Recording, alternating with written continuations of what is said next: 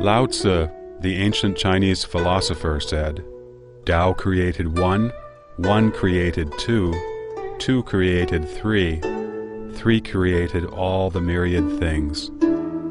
This suggests that the world is formed from Tao. Chinese people greatly value the Tao, or the Way. In Chinese, the concept of moral standards is denoted by the two characters Dao De, meaning the way, and virtue. Any behavior not conforming to moral standards was said to not follow the principle of Tao. In ancient times, a brutal emperor would be called a decadent ruler who lacks the Tao. Even farmers in revolt posted banners proclaiming, "Achieve the way on behalf of heaven." The Chinese traditionally believed in the unity of heaven and humanity. Lao Tzu said in his book, Tao Te Ching, "Man follows the earth follows heaven, heaven follows the Tao, and the Tao follows what is natural." The Tao of the universe does not change, and the universe runs according to the Tao, in an orderly manner. The earth follows the changes of heaven. Therefore, it has 4 distinct seasons. By respecting heaven and the earth, humankind enjoys a harmonious life of gratitude and blessings. This is reflected in the expression, heaven's favorable timing, earth's advantageous terrain, and harmony among the people. Astronomy, geography, the calendar system, medicine, literature, and even social structures all follow this understanding according to traditional Chinese thought. For over 5,000 years, profound insights offered by sages and philosophers about heaven, earth, and the universe have been passed down from generation to generation.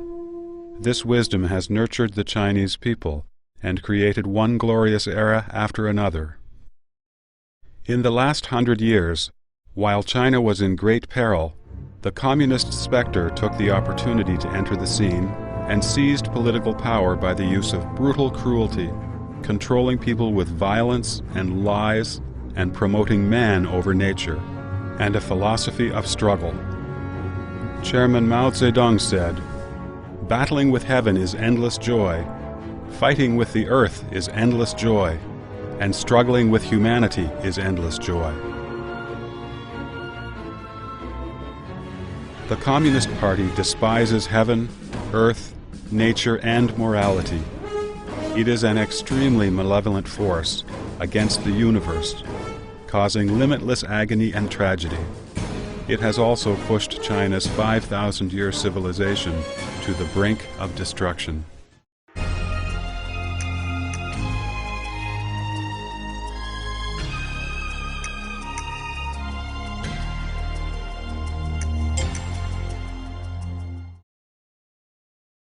Chinese have been living by a moral standard based on benevolence, righteousness, propriety, wisdom, and faithfulness. Popular sayings included, "Men at birth are naturally good," and "The heart of compassion is possessed by all people alike." Man's inborn nature aspires to kindness. Morality and justice are the most fundamentally important criteria for human beings. The Communist Party disregards these fundamental criteria, human nature and morals. It materializes and mechanizes human beings. It classifies people into different categories based on wealth, family background, and so-called class components, and stresses that class conflict shouldn't be harmonized. People who were labeled as advanced class were transformed into frenetic revolutionary tools and rebellious revolutionary ruffians. Those labeled as reactionary class were, whether good or bad, cast deep into hell with no chance of being rehabilitated. The Communist Party's standard for classifying people has changed frequently and unpredictably. Yesterday's revolutionaries could be the target of today's attacks. The decades of on-again, off-again political movements have made Chinese people realize that right or wrong is not important in the communist society. The only way to survive is to follow the party closely. In Chinese society today, people have lost their standard of good and evil, virtue and vice. Virtue is regarded as foolish and a sign of weakness. The Chinese saying, "Life will get the best of you if you don't look out for number one," has become many people's motto. People stop at nothing for personal gain.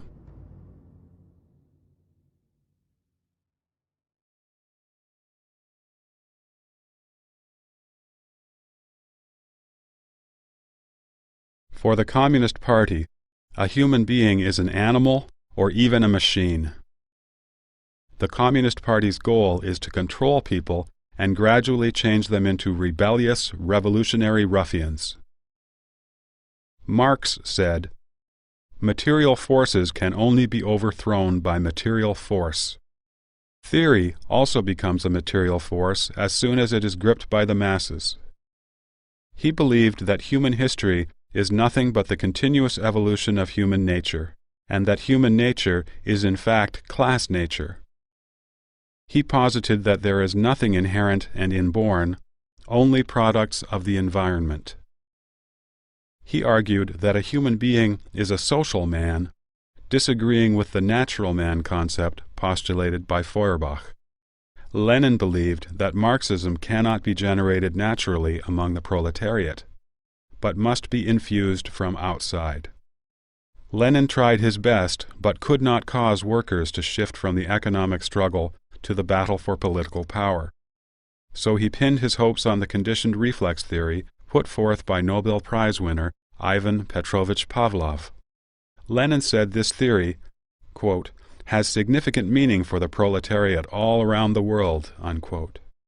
Trotsky even vainly hoped that conditioned reflex would not only psychologically change a person, but also physically change the person. In the same way that a dog drools once it hears the lunch bell ringing, soldiers would be expected to rush ahead bravely upon hearing gunshots, devoting their lives to the Communist Party. Since ancient times, people have believed that rewards come from effort and labor. Through hard work, one gains a prosperous life. People have contempt for indolence and consider reaping benefits without working immoral. However, after the Communist Party spread to China like a plague, it encouraged social scum and idlers to divide up the land, rob private property, and tyrannize men and women. These things were even done publicly and legally. Respecting one's elders and teachers, and respecting knowledge, has been a Chinese tradition for several thousand years. Yet, in the Cultural Revolution, the Chinese Communist Party encouraged students to assault and bully teachers. Knowledge was condemned. It was said that, quote, "the more knowledgeable one is, the more reactionary," unquote. The concept of being respectful to teachers and knowledge was quickly erased from the minds of that generation. On August 5, 1966, Bian Zhongyun, a teacher of the affiliated girls' high school of Beijing Normal University, was paraded around by her female students on the street, wearing a tall dunce hat and ink-stained clothes, carrying an insulting black board over her neck. She was surrounded by students drumming on trash cans. She was forced to her knees on the ground, beaten with a wooden stick spiked with nails, and burned with boiling water. A living and breathing Bian Zhongyun was tortured to death on the spot. In another story, the woman principal of the affiliated high school of Beijing University was forced by students to knock on a broken wash basin and yell, "I am a bad element." Her hair was shaved to humiliate her. Her head was beaten bloody while she was forced to crawl on the ground. During those years of the re-education of intellectuals, professors from Tsinghua University were banished to Carp Island in Nanjing, Jiangxi Province.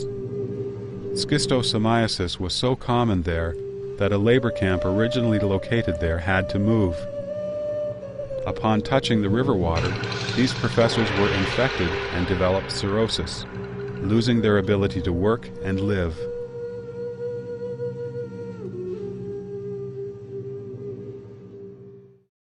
Everyone thinks to be clean is good, and to be dirty is bad.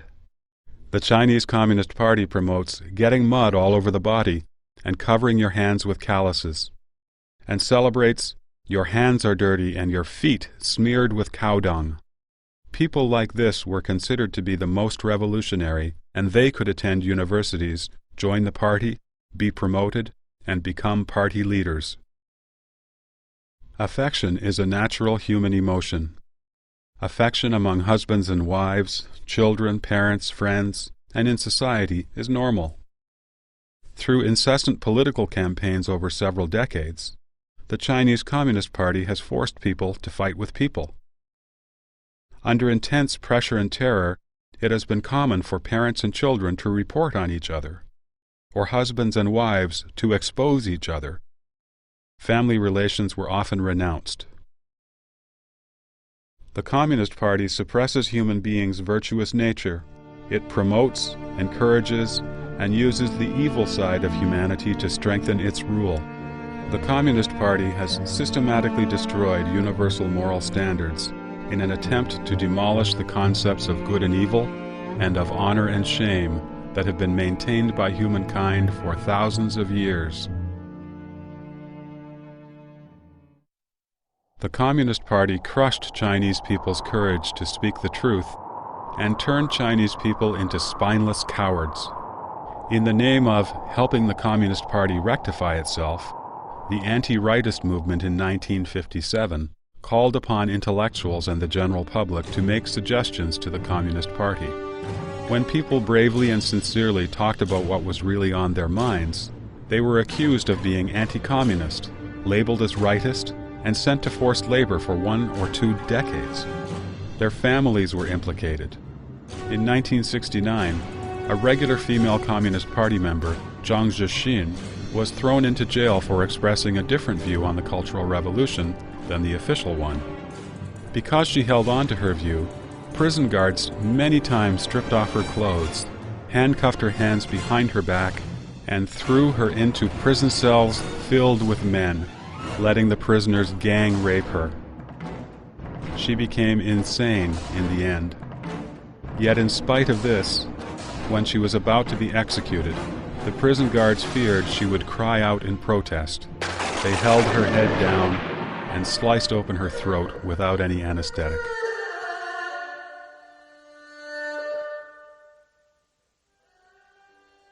After the 10 years of the Cultural Revolution ended, in order to earn back people's loyalty, the CCP brought justice to many people, restoring their good reputation, including that of Zhang Zhixin.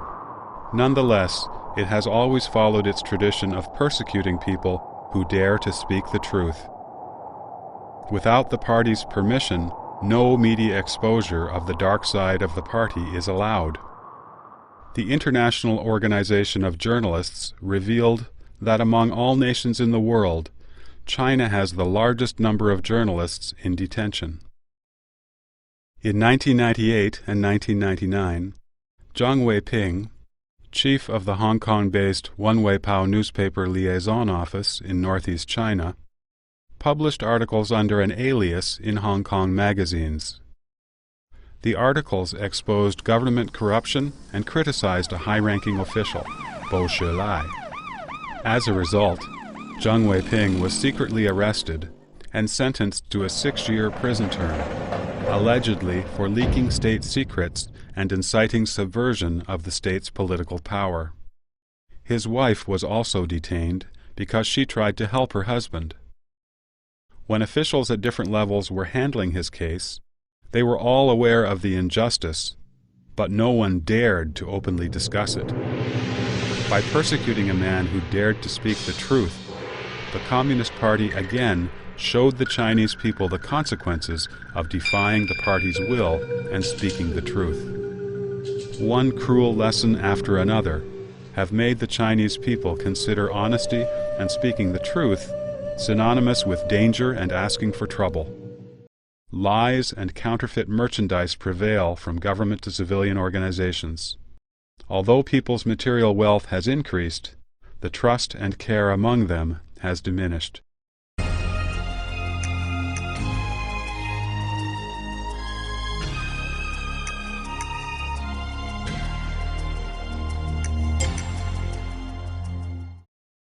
Engels said that freedom is the recognition of inevitability.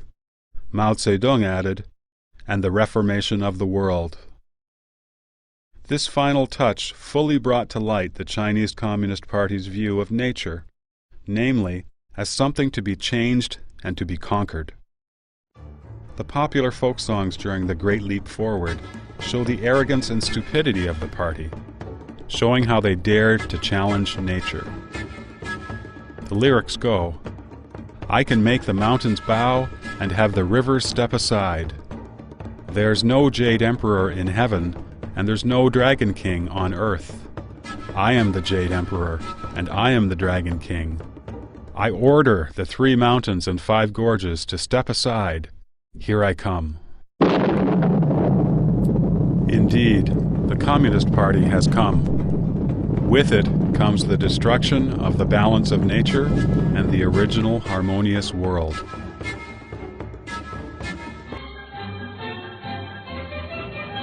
Under its agricultural policy of keeping grain as a key link, the Chinese Communist Party converted to farmland large areas of mountain slopes and grasslands that were unsuitable for farming, even filling rivers and lakes to make cropland. What was the result? The CCP claimed that the grain production in 1952 exceeded that of the nationalist period. The CCP did not reveal, however, that it wasn't until 1972 that the total grain production in China exceeded that of the peaceful Qianlong reign during the Qing dynasty. To this day, China's per capita grain production is far below that of the Qing dynasty, and is 1/3 of that of the Song dynasty, when agriculture was at its peak in Chinese history. The indiscriminate cutting of trees, leveling of rivers, and filling of lakes have caused drastic ecological deterioration in China. China's ecosystem is on the brink of collapse. The drying up of the Tai River and the Yellow River, and the pollution of the Huai and the Yangtze rivers sever the lifeline of the Chinese nation. With the disappearance of grasslands in Gansu, Qinghai, Inner Mongolia, and Xinjiang, sandstorms have entered the Central Plains. In the 1950s, under the guidance of Soviet experts, the CCP built the Sanmenxia hydroelectric power station on the Yellow River. To this day, this power station has the generating capacity of only a medium-sized river, despite the fact that the Yellow River is the second largest river in China. To make matters worse, the project has also led to an accumulation of mud and sand in the river's upper reaches, and raised the height of the riverbed.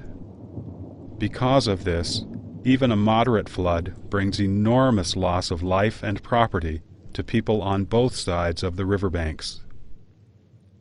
In the 2003 flood of the Wei River, the peak volume was 3,700 cubic meters per second, a level that might occur every 3 to 5 years. Yet, that flood caused a disaster unprecedented in the past 50 years. A multitude of large-scale reservoirs were built in Henan province. In 1975, the dams of these reservoirs collapsed one after another. Within 2 hours, 60,000 people drowned. The total death toll was as high as 200,000. Today, the CCP continues wanton acts of destruction against the land of China. The construction of the Three Gorges Dam, which was officially started at the end of 1994, was another dam construction the CCP attempted to monumentalize. The Xinhua news agency said, "The construction of the Three Gorges Dam was a great project that conformed to Zhang's Three Represents," and that the construction of the Three Gorges Dam was a brilliant joint decision made possible by 3 generations of leaders in the party central. Yet, a series of serious consequences have surfaced along the way. About 2 million people have been forced to leave their homes behind, creating some unsurmountable challenges. The 600-kilometer-long reservoir will flood over 250,000 acres of precious farmland and 1,300 historical cultural sites. It will bring unpredictable damage to the environment along the Yangtze River. Amid the hype about great dams for so many years, the Three Gorges Dam will probably be the most disastrous of all.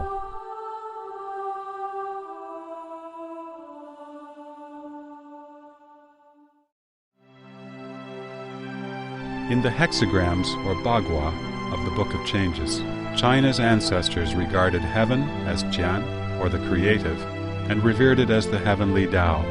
They considered the earth as Kun, or the receptive, and respected receptive virtues. The Book of Changes teaches us the proper attitude toward the heavenly Tao and earthly virtues: to follow heaven, abide by the earth, and respect nature. The CCP, however, in violation of Qian and Kun, promotes battling with heaven and fighting with the earth. It has plundered the earth's resources at its will. In the end, it will inevitably be punished by heaven, the earth, and the law of nature.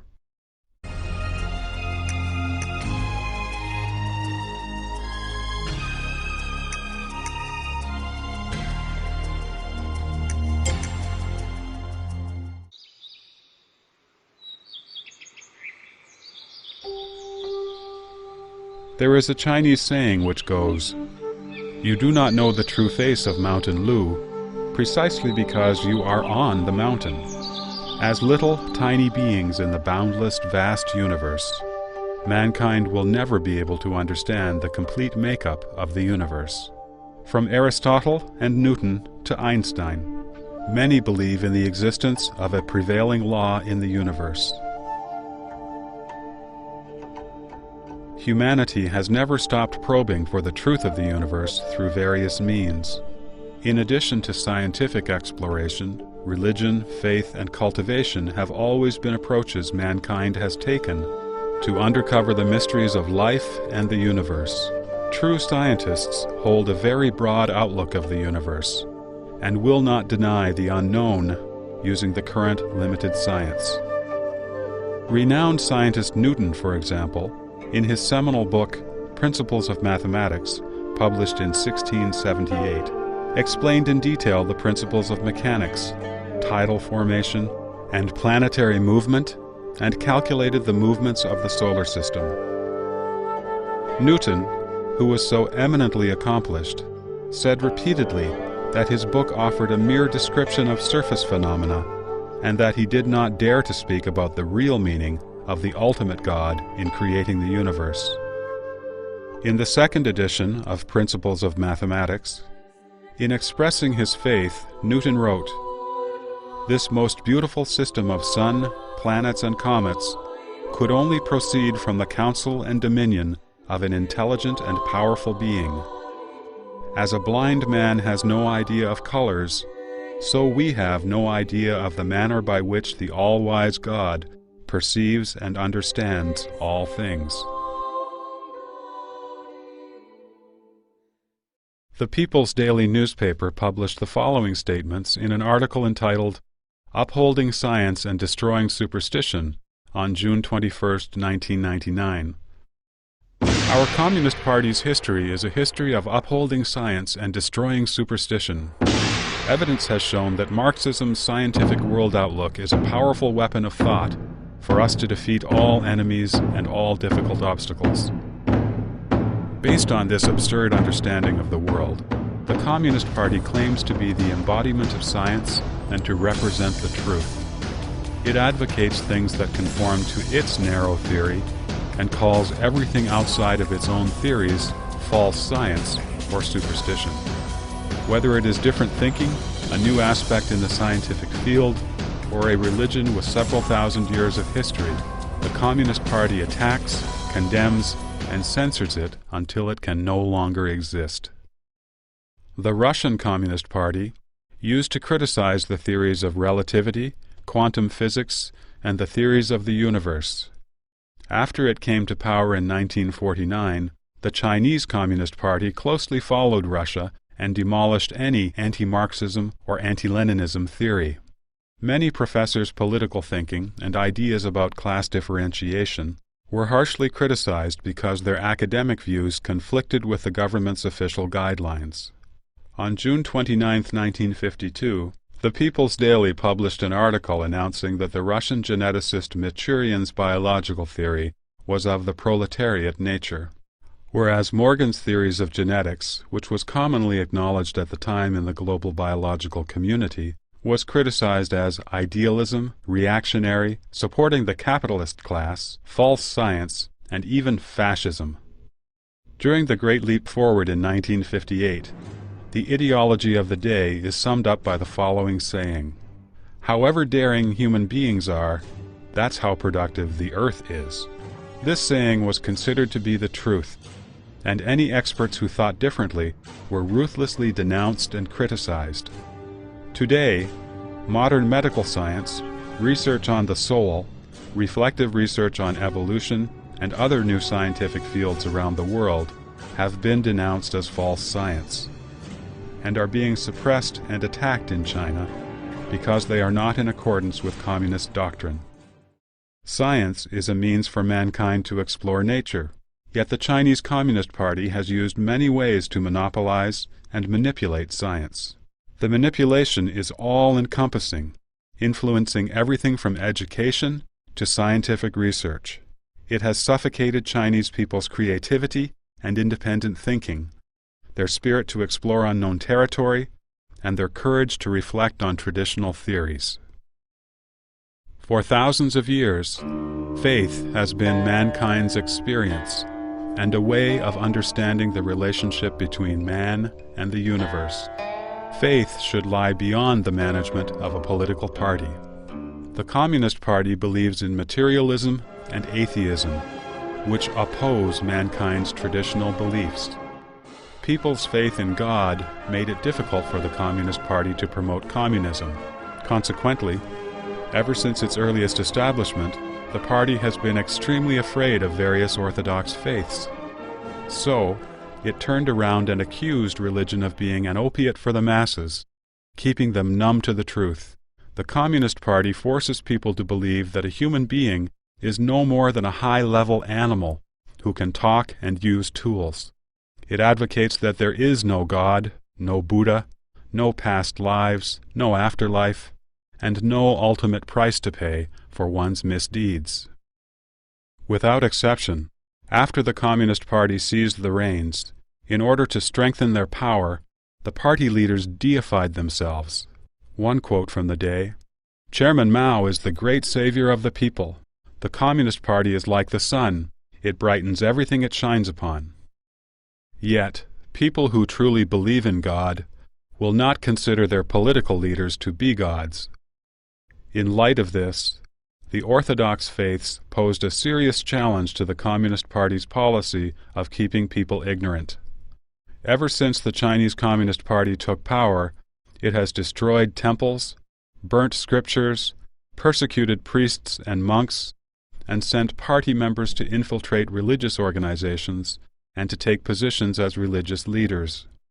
It has resorted to violence and imprisonment to force the people to worship the Communist Party first, and then God or Buddha. Step by step, in the large-scale political movements over the past decades, the Communist Party leaders have been portrayed as gods. Meanwhile, the righteous faith in Chinese people's minds, which has been passed down for thousands of years, has been destroyed. When the gods created by man exposed their true faces as time went by, when Chinese people lost the halo of God in their minds, what was left in China was a spiritual void. After being fooled and having their ideals crushed for the generations of older Chinese, the decades of loss and pain have made them doubt everything. The younger Chinese generations have rejected faith. The incessant pursuit of material comfort and an indecorous attitude toward life have destroyed Chinese people's moral restraints. The Communist Party has not only wantonly destroyed people's lives and property, it has taken away the morality and soul of the Chinese people, which had been passed down for thousands of years.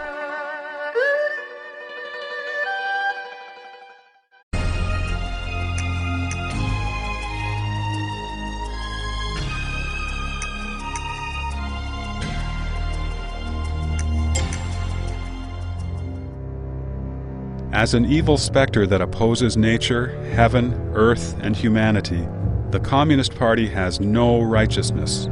The repeated violence and lies that have followed the same pattern, the ever-changing stance and ever-changing interpretations, the wicked behavior of latching on to everything to drill into the bone and suck out the marrow, and the ferocious attempt to destroy the upright principles of heaven, earth, and the human world, all have been done for the sake of maintaining this wicked specter's life.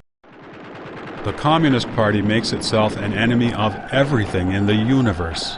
Because of this, from the very beginning, it is doomed to be buffeted by one crisis after another, and is destined to be eliminated by the universe.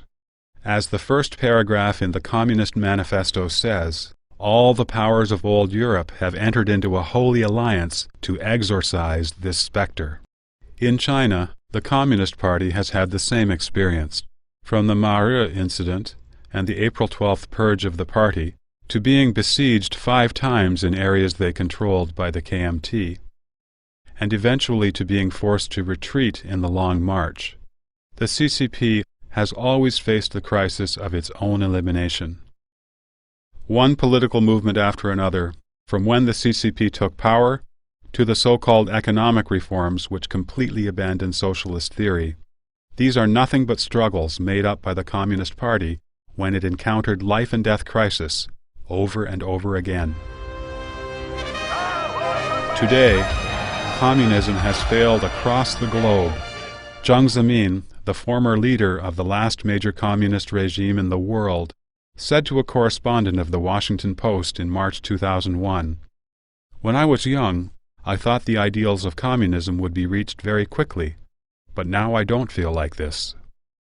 At present, those who truly believe in communism are few and far between. The CCP clings desperately to its so-called communist theory, fooling itself and others, simply for the sake of maintaining the legality of its regime. The communist movement is destined to fail. Though the Chinese Communist Party has survived many crises by frequently changing its appearance and clinging to desperate contrivances, its inevitable doom is clear to the whole world. The vast universe carries with it the irrefutable will of heaven, which can also be called the will of the divine or the law and force of nature. Humanity will have a future only if it respects heaven's will, follows the course of nature, observes the law of the universe, and loves all beings under heaven.